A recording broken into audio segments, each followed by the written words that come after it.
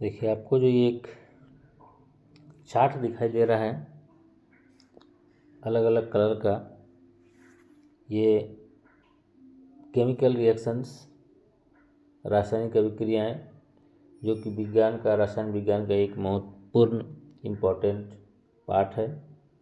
और जो भी स्टूडेंट साइंस के या जो कॉम्पिटिटिव एग्ज़ाम्स का तैयारी करते हैं उनके लिए बहुत ही इम्पोर्टेंट है, चाहे वो क्लास 9 हो, 10 हो, 11, 12 हो या अपर क्लास का हो या कोई जनरल कंपटीशन की तैयारी करते हैं। उसमें रासायनिक अभिक्रिया से बहुत सारे प्रश्न पूछे जाते हैं और ये हर एग्ज़ाम्स में होते हैं और उसको आपको जानना बहुत ज़रूरी है। ठीक है, देखिए इस चार्ट के माध्यम से आप इसको आसानी से समझ सकते हैं। सबसे पहले है कैरेक्टरिस्टिक्स ऑफ केमिकल रिएक्शंस, रासायनिक अभिक्रियाओं की विशेषताएं।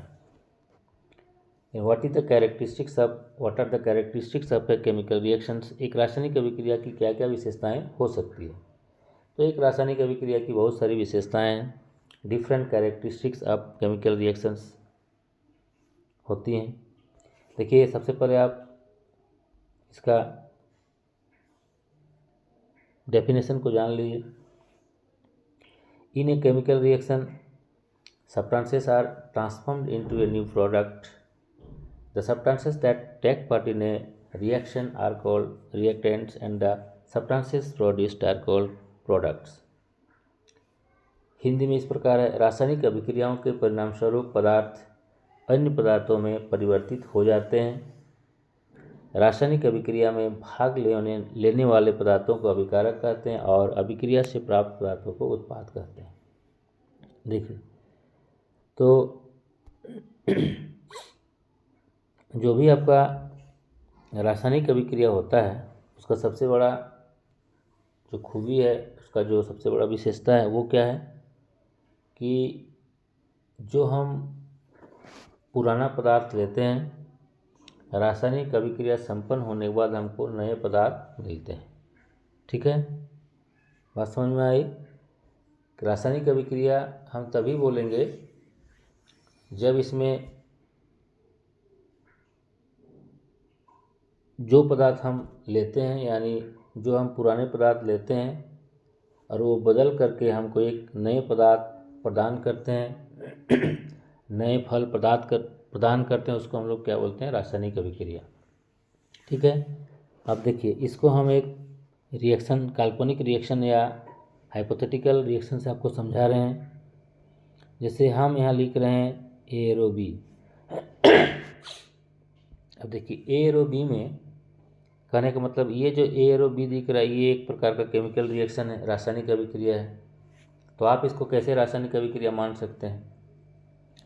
तो रासायनिक अभिक्रिया में क्या है कि एक रासायनिक अभिक्रिया में इस प्रकार से एक बीच में तीर होगा, एरो होगा। इस तीर के लेफ्ट साइड में जो भी आपको पार्टिसिपेट होगा, जो भाग लेगा, उसको हम लोग बोलते हैं रिएक्टेंट या अभिकारक बोलेंगे। और बदले में हमको जो नए मिलेंगे उसको हम लोग बोलते हैं क्या, प्रोडक्ट या उत्पाद या प्रतिफल। तो देखिए इस रासायनिक अभिक्रिया में हम जो पुराने पदार्थ लिए थे वो ए है और जो हमको नया पदार्थ मिला वो बी है। तो इस प्रकार से ए जो है बी में बदल गया, इसको बोलते हैं ट्रांसफॉर्मेशन या पुराने पदार्थ का नए पदार्थ में बदलाव। तो अगर ऐसा किसी रासायनिक अभिक्रिया में होगा तो भी हम बोलेंगे कि वो रासायनिक अभिक्रिया है। अगर ऐसा नहीं है तो वो केमिकल रिएक्शन के कैटेगरी में नहीं रखा जाएगा। देखिए ए जो है ये क्या है, ये रिएक्टेंट है, इसको हम लोग अभिकारक या अभिकर्मक भी बोलते हैं। और बी जो है ये आपको प्रोडक्ट है, जिसको हम लोग उत्पाद या प्रतिफल बोलते हैं। तो हम यहाँ ए लिए थे, बदले में हमको बी मिला। ठीक है, अगर ऐसा होता जैसे हम ए लिए थे और बदले में हमको ए मिलता, या बी लिए थे और बदले में हमको बी मिलता, ये दोनों केमिकल रिएक्शन या रासायनिक अभिक्रिया की श्रेणी में नहीं आता। सबसे बड़ी बात है कि रासायनिक अभिक्रिया उसी को बोलते हैं जिसमें जो पार्टिसिपेट भाग लेता है बदले में हमको नया चीज़ मिलता है। तो यहाँ पर जो हम लिए हैं ए लिए थे तो हमको ए मिल रहा है, तो ये रासायनिक अभिक्रिया नहीं है। बी लिए थे और बी मिलता है तो रासायनिक अभिक्रिया नहीं है। तो फिर रासायनिक अभिक्रिया किसको बोला जाएगा? रासायनिक अभिक्रिया बोला जाएगा यदि हम ए लिए हैं और हमको बी मिल रहा है, या इसको ऐसे भी बोल सकते हैं यदि हम ए प्लस बी लिए थे और बदले में हमको सी प्लस डी मिल रहा है, यानी जो पदार्थ हम लिए थे बदले में हमको नए पदार्थ मिल रहे हैं। तो इसको हम लोग बोलेंगे क्या? रासायनिक अभिक्रिया। इसको बोलते हैं पदार्थों में बदलाव, ठीक है, यानी transformation of all substance into a new substance. तो ये जो ऑल सब्सटेंस है, जो पार्टिसिपेंट्स है, उसको हम लोग बोलेंगे रिएक्टेंट्स, और जो हमको नए मिलते हैं उसको बोलते हैं प्रोडक्ट, ठीक है। और देखिए पहचानने का तरीका क्या है? जैसे मान लिए हम यहाँ लिखे हुए हैं ए और बी, तो आप इसमें से किसको रिएक्टेंट और किसको प्रोडक्ट मानेंगे? तो सबसे बड़ी बात है कि सबसे पहले आपको देखना है कि केमिकल रिएक्शन में जो ये एरो है, इस एरो के बायां साइड में, यानी इसको आप बोल सकते हैं LHS, लेफ्ट हैंड साइड में जो भी आपको दिखाई देगा उसको आपको मान लेना है क्या? रिएक्टेंट। मान लेना नहीं, ये होता ही है रिएक्टेंट। और जो इस एरो के दाहिना साइड में जिसको आप बोल सकते हैं RHS, ये होगा प्रोडक्ट, ठीक है। ये आपको सटीक तरीका है पहचानने का। देखिए अगला जो भाग है ये आपको एक चित्र दिखाई दे रहा है, इसमें लिखा हुआ इफावेसेंस, बुदबुदुन। फिर आपको एक केमिकल रिएक्शन दिखाई दे रहा है CaCO3 plus 2HCl arrow CaCl2 plus H2O plus CO2 जो गैस है। फिर एक चित्र है, देखिए इसमें एक कॉनिकल फ्लास्क है, एक कॉर्क है, फिर इसमें एक ट्यूब लगा हुआ जो कि सिरिंज है। एक सिरिंज का दो भाग है, जिसको एक को बोलते हैं प्लगर बोलते हैं, पीछे वाले भाग को। अब देखिए इस चित्र को हम समझा रहे हैं कि ये क्या है। देखिए कोई भी रासायनिक अभिक्रिया होती है उसका अपना कैरेक्टर होता है, लक्षण होता है। तो उसी लक्षण में से एक है, वो लक्षण है क्या?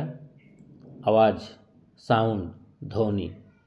अगर किसी रिएक्शन में, अब देखिए किसी भी रिएक्शन को पहचानने का बहुत तरीका है, उसके विभिन्न लक्षण होते हैं। जैसे किसी रिएक्शन में उसका रंग बदलेगा तो हो सकता है आवाज़ नहीं निकले, अगर आवाज़ निकले तो रंग नहीं बदलेगा, अगर किसी में अवस्था में परिवर्तन होगा तो आवाज़ नहीं निकलेगा। तो अलग अलग रिएक्शन में अलग अलग लक्षण होते हैं। तो इसमें से कोई एक लक्षण जो दिखा रहा है वो साउंड का है, ध्वनि का है। तो इसको हम ऐसे समझ सकते हैं, जैसे ये जो आपको दिख रहा है रिएक्शन, देखिए ये कैल्शियम कार्बोनेट है जो कि सॉलिड अवस्था में लिया गया है, और ये हाइड्रोक्लोरिक एसिड है जो लिक्विड अवस्था में है। जब ये दोनों आपस में केमिकल रिएक्शन रासायनिक अभिक्रिया संपन्न करती है तो बदले में बनाता है CaCl2, H2O और CO2। देखिए इसमें से जो प्रोडक्ट है 3 प्रकार का है। एक कैल्शियम कार्बोनेट है जो कि एक्वस फॉर्म में है, दूसरा H2O है जो लिक्विड है, तरल पदार्थ, और ये CO2 है, ये गैस है। तो देखिए ये दोनों जो है ये लिक्विड फॉर्म में या एक्वस फॉर्म में है, लेकिन ये CO2 जो है ये गैस फॉर्म में है। और गैस जो है जिस रिजर्वोयर या जिस बर्तन में बनता है वहाँ से ये भागना चाहते हैं। तो देखिए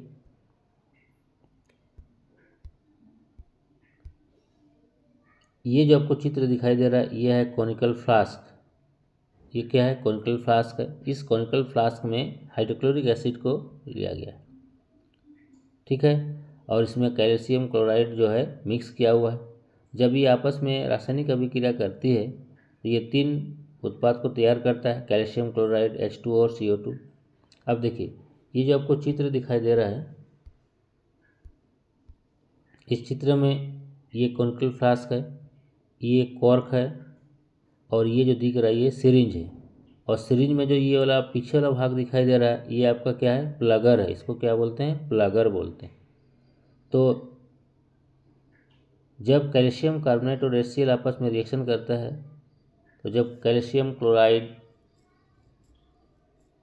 H2O और CO2 उत्पाद के रूप में बनता है, तो ये जो CO2 गैस है, ये CO2 गैस जो है इस कॉनिकल फ्लास्क के अंदर इस प्रकार से बबल के रूप में भागना चाहता है। चूँकि वो गैस है उसका अपना प्रेशर होता है, तो ये भाग करके इस सिरिंज से इधर भाग करके आता है। तो ये CO2 गैस वास्तव में उस कॉनिकल फ्लास्क से भागना चाहता है या बाहर निकल रहा है कि नहीं, उसको जानने के लिए हम यहाँ एक सिरिंज सेट कर दिए। और सिरिंज का जो ये भाग है प्लगर, वो प्लगर क्या होता है, जैसे ही CO2 गैस वहाँ बंद करके वहाँ से निकलना चाहती है तो ये प्लगर जो है पीछे की ओर आना चाहती है या आती है। तो वो जो प्लगर है सिरिंज का, जब वो पीछे खिसक जाता है तो इससे ये साबित होता है कि इसमें कोई न कोई गैस जो है उस कॉनिकल फ्लास्क के बाहर आ रहा है। चूँकि गैस का अपना प्रेशर है, उसका स्केपिंग वेलोसिटी ज़्यादा है, तो वहाँ का जो मॉलिक्यूल्स है वो तो भागना चाहेगा। ठीक है, तो जो CO2 गैस बनती है तो उस CO2 गैस का जो आवाज़ है वो इफरवेसेंस यानी बुदबुदन का आवाज़ देता है, जिसको बोलते हैं फड़फड़ाहट की आवाज़। ठीक है, तो यहाँ इस चित्र के माध्यम से ये समझाया जा रहा है कि ये एक सिंपल केमिकल रिएक्शन है। इस केमिकल रिएक्शन में जो आपको गैस बन रहा है, वो गैस बन रहा है, उसका पहचान है कि वो एक फड़फड़ाहट की आवाज़ या बुदबुदन की आवाज़ दे रहा है। और साथ में गैस ही बन रहा है, उसको ये कौन सिद्ध करता है, ये जो सिरिंज है, सिरिंज में जो प्लगर है, वो प्लगर जैसे ही CO2 गैस बाहर निकलता है तो वो क्या होता है, प्रेशर से वो पीछे की ओर ढकेला जाता है। तो इससे ये साबित होता है कि कोई ना कोई गैस जो है वहाँ से निकलना चाह रहा है। तो वो गैस क्या है, CO2 गैस है, क्योंकि केमिकल रिएक्शन कैल्शियम कार्बोनेट जब HCl से रासायनिक अभिक्रियाएँ करती है तो बदले में CaCl2 और H2O और CO2 मिलता है। CaCl2 और H2O चूँकि लिक्विड है तो वो कॉनिकल फ्लास्क के नीचे में रह जाएगा, वो भागना नहीं चाहेगा। और जो गैस है वो भागना चाहेगा तो वो CO2 है। और CO2 का एक पहचान क्या है कि वो फड़फड़ाहट की आवाज़ या इफावेसेंस की आवाज़ निकालती है। तो इस प्रकार से ये एक रासायनिक अभिक्रिया का एक लक्षण है कि किसी भी रासायनिक अभिक्रिया में कोई विशेष प्रकार का आवाज़ या ध्वनि निकलता है। जैसे इस रासायनिक अभिक्रिया में क्या है, बुदबुदन या इफरवेसेंस का आवाज़ है। देखिए अगला जो है, जो आपको चित्र दिख रहा है, ये भी किसी रासायनिक अभिक्रिया का संपन्न होने का एक लक्षण है। और ये लक्षण जो आपको हेडिंग दिखाई दे रहा है वो है चेंज इन कलर, रंग में परिवर्तन। मतलब है कि अगर कोई रिएक्शन संपन्न हो रहा है, कोई रासायनिक अभिक्रिया संपन्न हो रही है, तो इसका मतलब ये नहीं है कि उसका एक ही पहचान है। जैसे अभी पहचान में था ध्वनि का आवाज़, तो अभी है रंग में परिवर्तन। तो किसी रासायनिक अभिक्रिया में अगर कोई रंग में परिवर्तन हो रहा है, उसका मतलब उसमें रासायनिक अभिक्रिया संपन्न हो रहा है। If any chemical reaction changing of color takes place, then you can say that chemical reactions occurs। अगर किसी रासायनिक अभिक्रिया में रंग में बदलाव हो रहा है, रंग में परिवर्तन हो रहा है, तो आप कह सकते हैं कि ये रासायनिक अभिक्रिया है। जैसे देखिए यहाँ क्या है, जिंक का टुकड़ा, यानी जिंक जो है कॉपर सल्फेट का एक्वस सोल्यूशन के साथ रिएक्शन कर रहा है। यानी जो जिंक है, जिंक जो है सॉलिड फेज में लिया गया ठोस अवस्था में, और कॉपर सल्फेट, चूँकि कॉपर सल्फेट एक सॉल्ट है, उसमें पानी मिला करके उसको एक्वस फॉर्म में लाया जाता है। तो ये जो दिख रहा है, ये जो आपको बीकर या जो आपको ये गिलास दिख रहा है, इस गिलास में क्या है, कॉपर सल्फेट का सोल्यूशन है, जिसका रंग क्या है, इसका रंग है नीला। ये कौन सा कलर का है, ब्लू कलर का है। जैसे इसमें हम लोग जिंक का टुकड़ा को डालते हैं, तो जिंक का टुकड़ा जब आपस में केमिकल रिएक्शन करता है तो होता क्या है कि देखिए, जिंक जब कॉपर सल्फेट के साथ रिएक्शन करता है तो बनाता है जिंक सल्फेट और कॉपर। ये एक प्रकार का सिंगल डिस्प्लेसमेंट या एकल विस्थापन अभिक्रिया के नाम से जानते हैं। तो जिंक जो है कॉपर से ज़्यादा रिएक्टिव होता है, तो वो क्या करता है कि कॉपर सल्फेट में से कॉपर को डिस्प्लेस करता है और अपना जगह ले लेता है, तो बनाता है जिंक सल्फेट।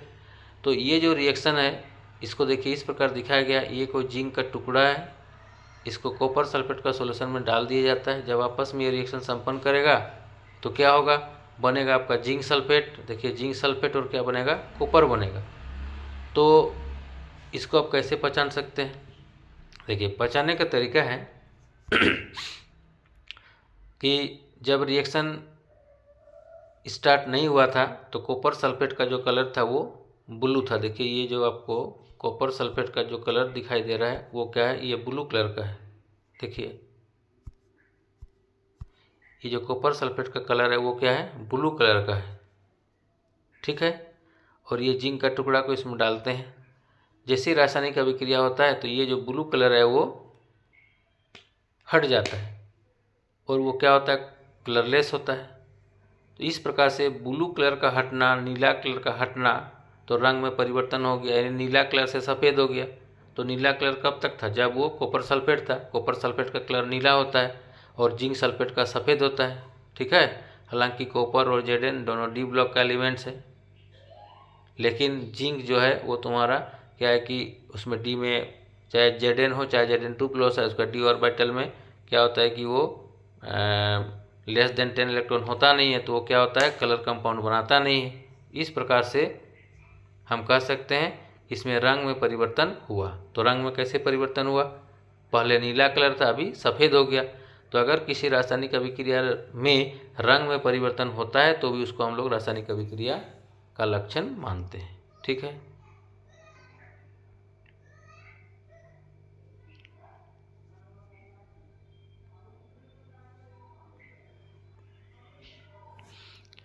देखिए अगला है एक्सोथर्मिक रिएक्शन, ऊष्माक्षेपी अभिक्रिया।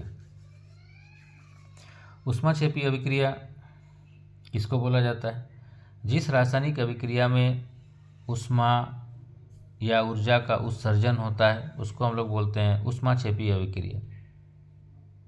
The chemical reaction in which heat और energy is evolved, the chemical reaction is called exothermic chemical reaction.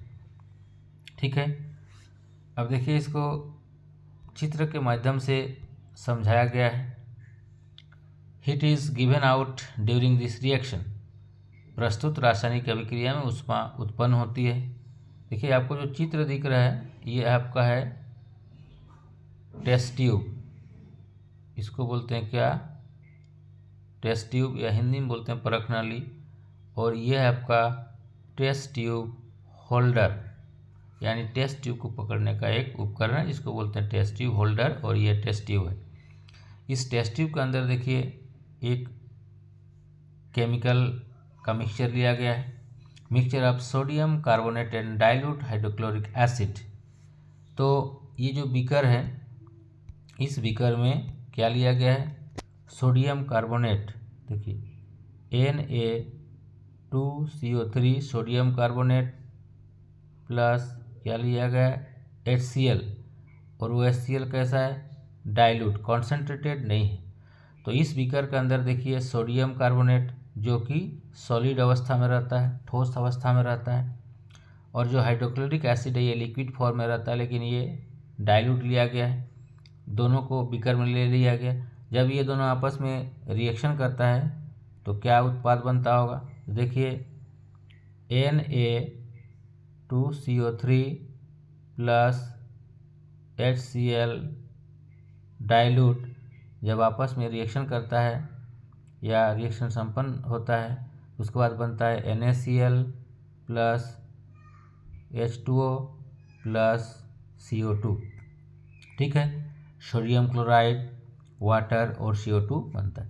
साथ में क्या बनता है, प्लस एनर्जी, यानी सबसे बड़ी बात क्या है इसमें, ये जो उत्पाद है आपको बनता ही है, लेकिन इसमें ऊष्मा निकलता है, ऊर्जा निकलता है, जिसको हम लोग प्लस E के रूप में दिखा सकते हैं।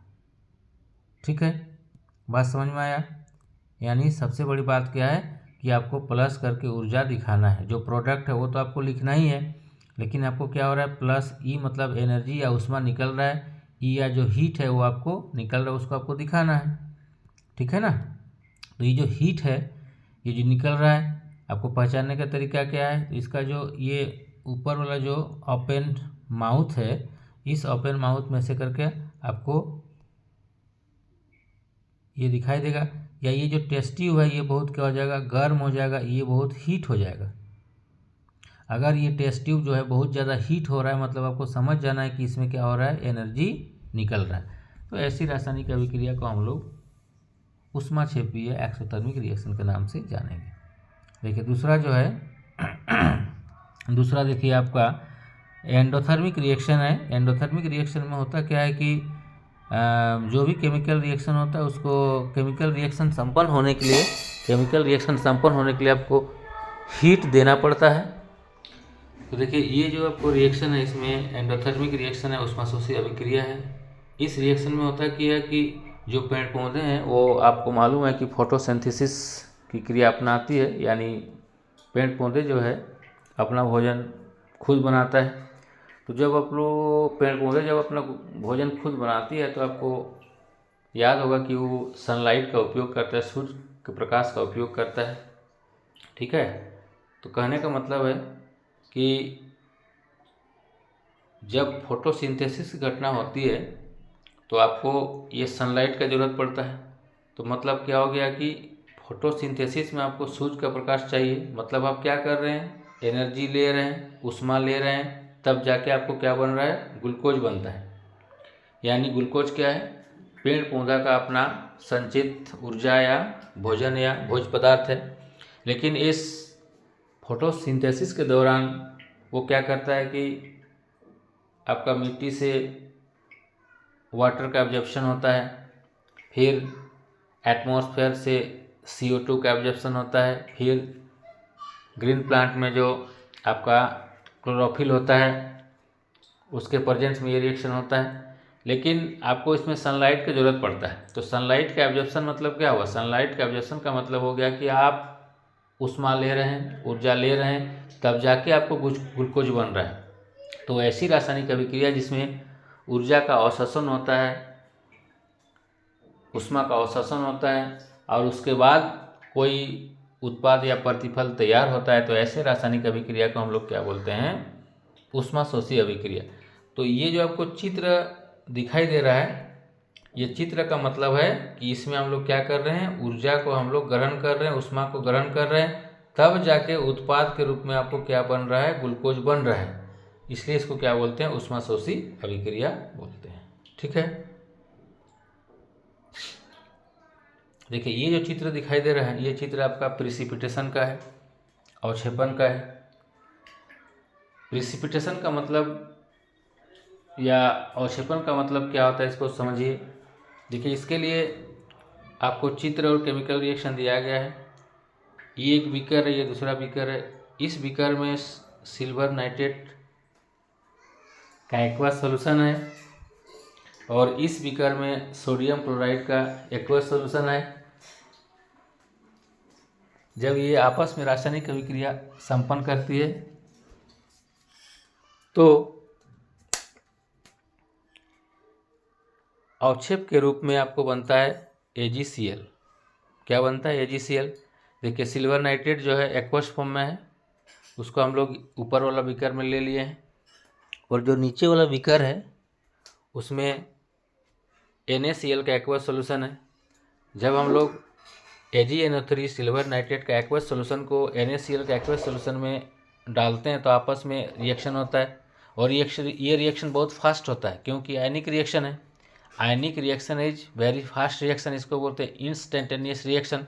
और जैसे रिएक्शन कंप्लीट होता है तो तुरंत देखिए ये प्रोडक्ट बनता है AgCl, और ये AgCl क्या होता है, सफ़ेद कलर का होता है, तो ये होता है वाइट प्रिसिपिटेट।